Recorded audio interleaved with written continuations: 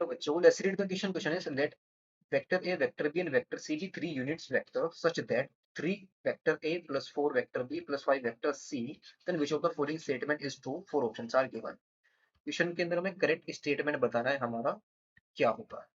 ए B सी क्या given है, 3 unit vector given है। तो वेक्टर ए और गिवन हमें क्या है, 3 times of vector A plus 4 times of vector B plus 5 times of vector C. तो और इक्वल टू किसके इक्वल है, 0 के इक्वल है। तो यहाँ से हम क्या ले सकते हैं, 3 वेक्टर ए को हम ले सकते हैं माइनस का 4 times of vector B and plus का 5 टाइम्स ऑफ वेक्टर सी। यानी कि वेक्टर ए को हम क्या कर सकते हैं, इन दोनों वेक्टर के लीनियर कॉम्बिनेशन में हमको लिखा हुआ है। सिमिलरली हम 4 वेक्टर बी को, और ऐसा भी तो कर सकते हैं, 4 वेक्टर बी हम कैसा कर सकते हैं इसको, माइनस का 3 vector A plus 5 vector C ऐसा ले सकते हैं।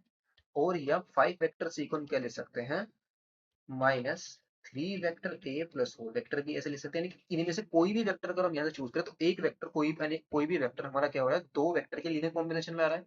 तब ऐसा होता है तो हमारे पास क्या बन जाते हैं, यानी कि vector A, vector B and vector C are कैसे हैं, आर कोप्लेनर है।